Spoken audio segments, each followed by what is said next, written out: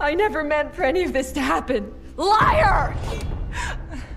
I don't care if you believe me, but you're as much to blame for Sisu's death as I am.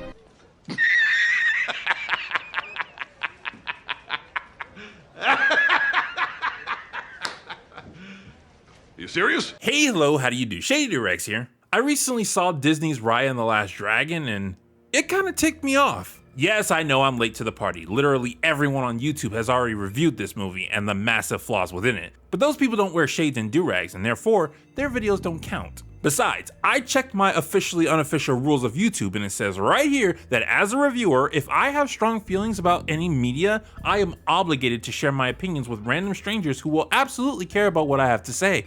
So here we are, me ranting and you listening to my rant, even though you've got work you're supposed to be doing. I suppose I should be fair and preface this rant by saying I don't hate everything about this movie. In fact, there's a lot I like about it. The world building is interesting, the characters are fun, the comedy legit made me laugh out loud, the action scenes feel well choreographed, and the emotional moments did cause some smoke to rise from the grill. Where my problems lie are the use and abuse of the movie's themes and its absolutely awful moral. We'll get into those in a second, but first, a quick recap. Raya and the Last Dragon is about a young princess named Raya, go figure, who comes from the land of Heart. When she was a child, Raya was tasked with protecting the legendary Dragon Gem, a relic that was keeping the soul-sucking spirits called the Droon at bay. Simultaneously, Raya's father, Benja, had a dream that the various tribes of the world, Fang, Spine, Heart, Talon, and Tail, would learn to trust each other like they did in the days of old when they lived with dragons. So, trying to see her father's dream through, Raya idiotically trusts Namari, the princess of Fang, by showing her the location of the Dragon Gem. Namari, just like all of you predicted while watching this scene, winds up betraying Raya and tries to look as evil as she possibly can while doing it. There is no way you're taking Sisu's gem. Sorry, it's Fang's now.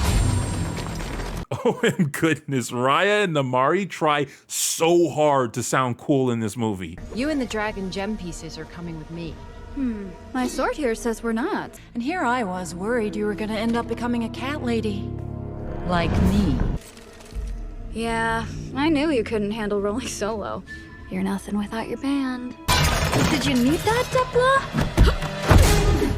Nah. I mean, they have decent one-liners, it's just the execution. Stealing dragon gem pieces, are we? Why? What can I say? Bling is my thing. As a result of Fang's betrayal, all the tribes of the land fight over the gem, it shatters into 5 different pieces, the Droon get released, and Raya loses her entire clan, including her father.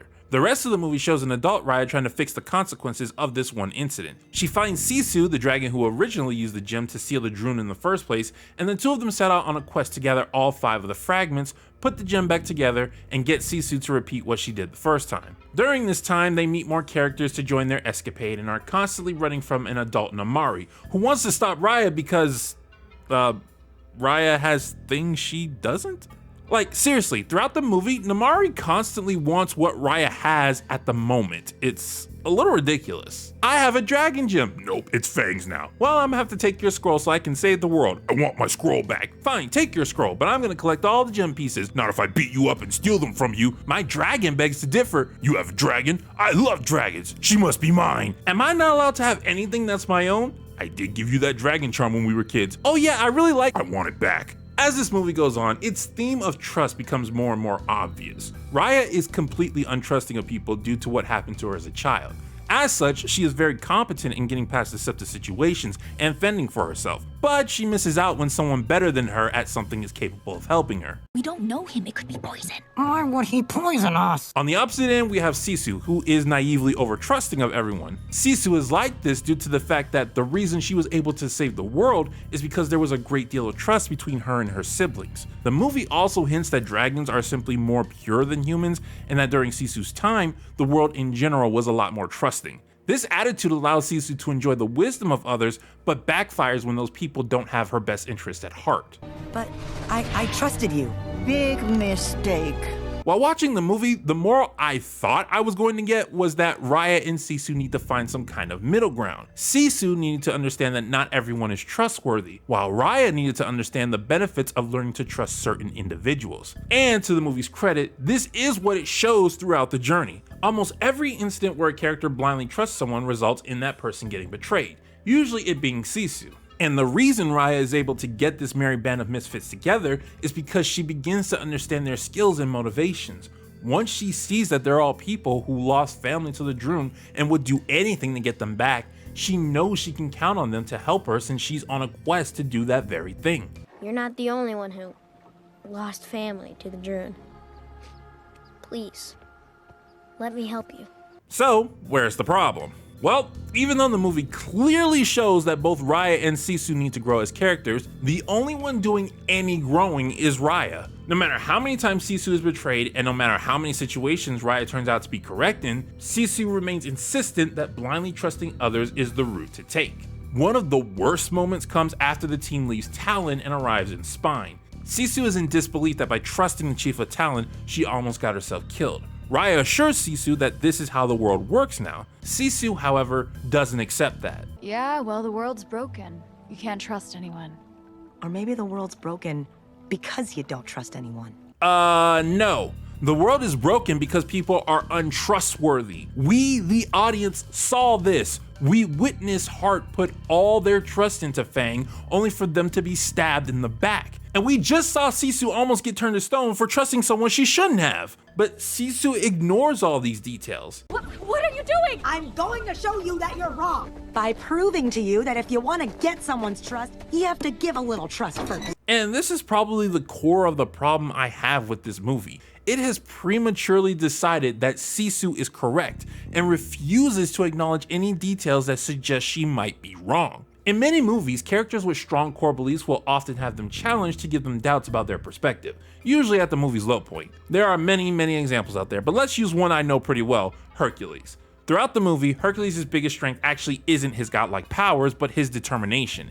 He believes he can overcome any hurdle put in front of him to reach his goal. I'm different than those other guys, Phil. I can go the distance. However, twice throughout the movie, this determination is tested. Once when Hercules finds out being a true hero is more than just being famous, and a second time when he makes the wrong choice by siding with Meg and ignoring Phil. You were right all along, Phil.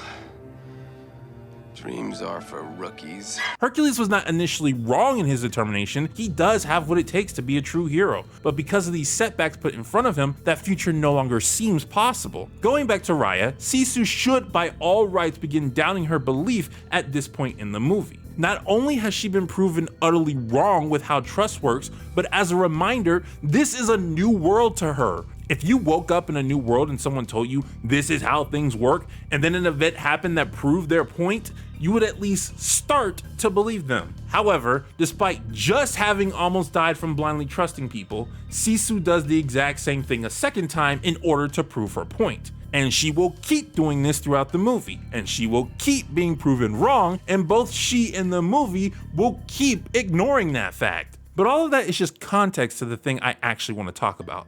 Let's fast forward a bit to the thing that actually ticked me off. So Raya and the gang have to retrieve the final gem from Fang, which means it'll be guarded by Namari. Most of the team want to storm in and take the gem by force. Sisu, however, wants to put their trust in Namari because she believes deep down Namari is good. She tries to talk Raya into doing her diplomacy plan by explaining how she was able to save the world in the first place. All I know is I trusted them, and they trusted me. The same can happen with Namari. That is the most apple to orange comparison I've ever seen. You and your siblings knew each other presumably your entire lives. You knew what their intentions were and they knew yours. It's only natural you trust them. That is in no way comparable to Raya trusting her arch nemesis who stabbed her in the back and has spent the entire movie hunting her down. But the speech works, and Raya inevitably agrees with Sisu's plan to trust Namari, resulting in... Sisu and the gem pieces are coming with me. Oh, who could have seen that coming? Hey, I got this.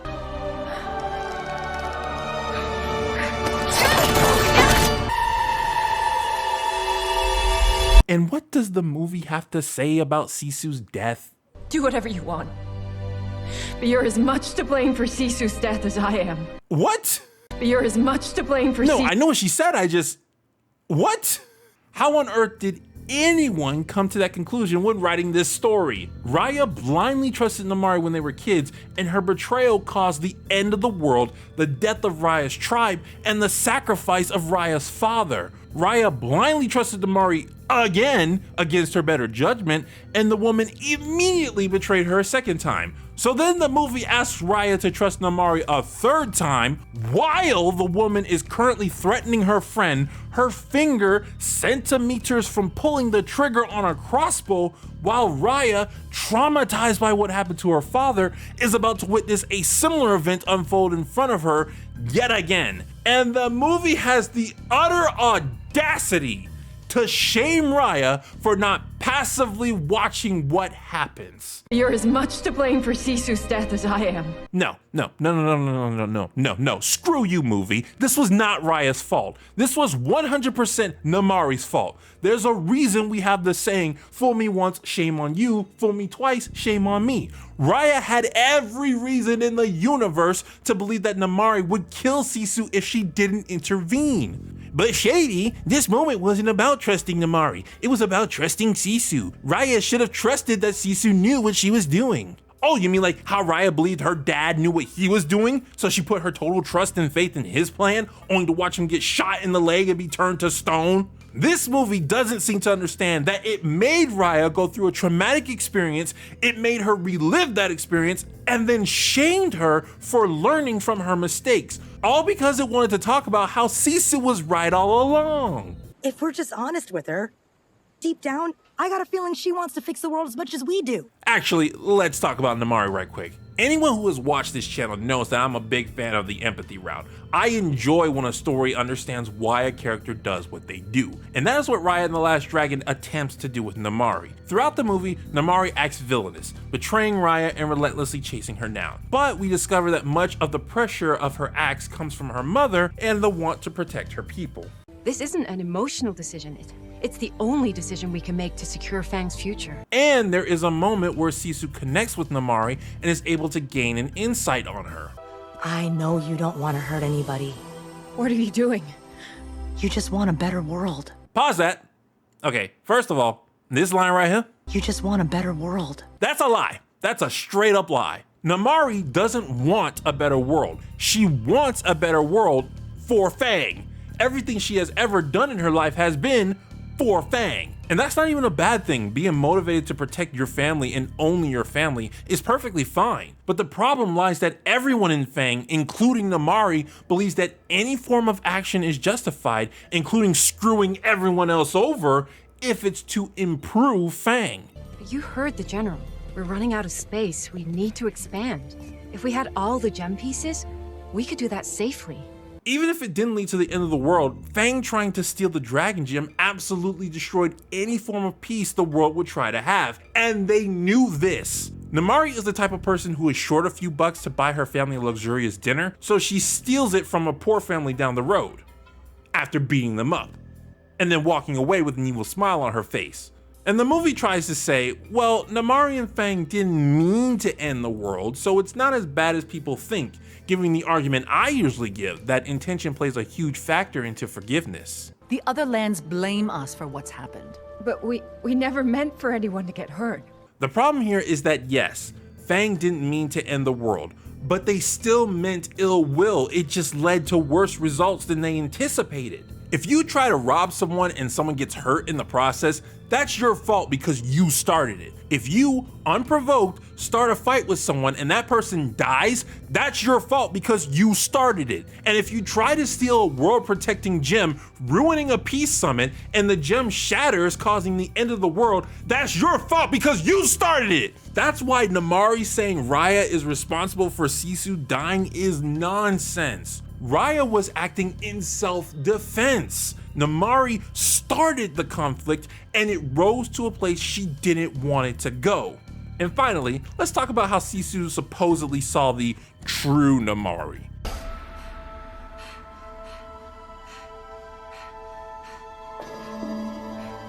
Sisu, Namari is obsessed with dragons.